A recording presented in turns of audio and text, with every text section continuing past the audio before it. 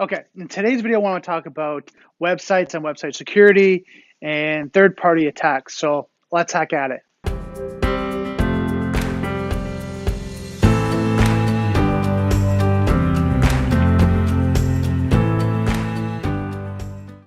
Okay, so I'm really excited about this one.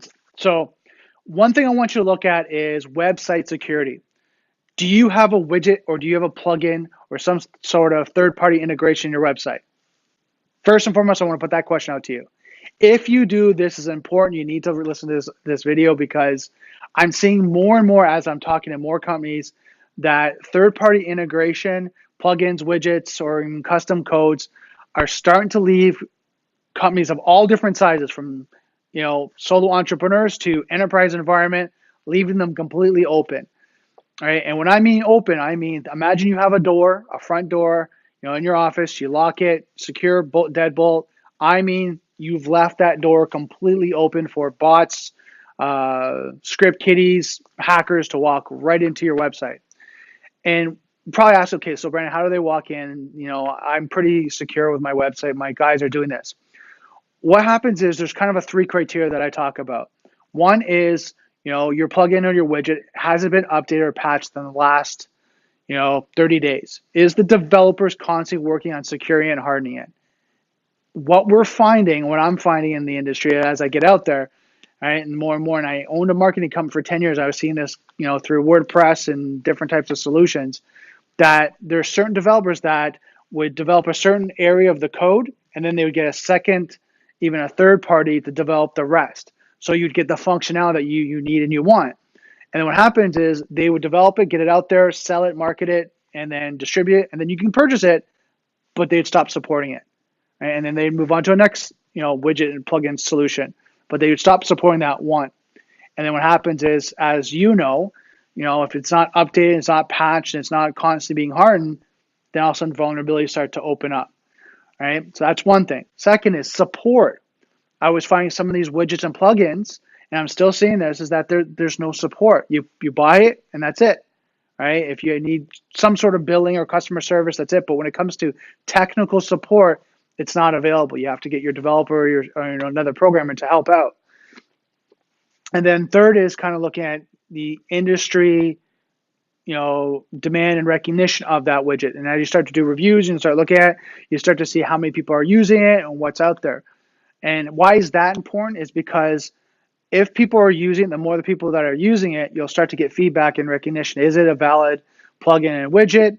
And is it being supported in kind of those other two criteria? If it's not something new that's out there and it's not widely used, you got to be careful because it might be just one of those, again, plugins or widgets that they develop, they get it out in the industry, and then they just drop it right off because then they're going to work on something new else that's going to make them money and make them profitable. Right? And it might be someone that's developing, just keeps developing widgets, right? They don't kind of focus on one or two and kind of take it out to the market and support it. They keep developing widgets after widgets after widgets or plugins. So kind of look at that three criteria. Now, why is this important? As I talked about the open door analogy, what I'm finding is that as I'm getting out there and talking to more people, as we scan their sites and do the health assessment, what we're finding is that it's not 1 or 10, threats that are out there that can be compromised. There's 100 to 300, right? And it goes like so deep. And I'm finding as I'm reading these reports and helping clients out, I'm finding that, oh my God, like they have 300 severe threats. That means that there's 300 open doors that people can walk into their website if they know what to do and what they're looking for, can literally walk into their website and get right in there. That means they can take down the website, get information, put tracking cookies, script kiddies, you name it, change the code, do whatever, because they can walk right into the website. Now, you might have a security team, and I'm not saying that they're not doing what they're doing. I'm just saying this is one thing that I'm seeing as I'm getting on the industry that we have to be aware of.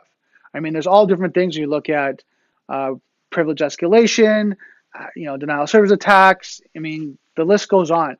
But today I wanted to talk about, and I just want you to focus on your website, because if your website gets compromised, things that you have to look at as a business owner or someone that's in IT, security, whatever that may be, it means one, now you have to look at downtime, and resources to fix it.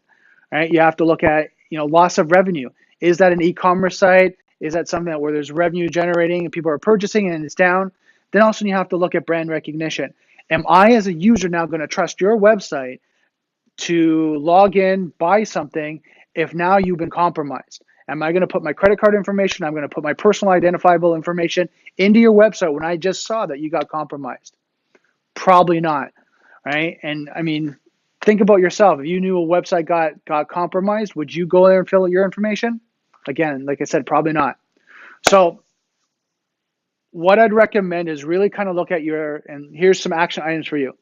Look at your plugins, your widgets for your websites. If you don't, manage them or look at them and you're watching this video, ask your team, what's the plugin widgets that we use? Get a list. When's the last time they've been updated? Is there support for them, right? And, if there hasn't been updated in the last 30 days, then you better contact support. If it hasn't been updated and there is no support, then you have to look at a new plugin. And that's my recommendation, because you need to get that fixed and close all those doors. So that's it for today's video. I'm going to leave it right there. Just don't forget, software is hackable. Being connected is vulnerable. I'll see you next video.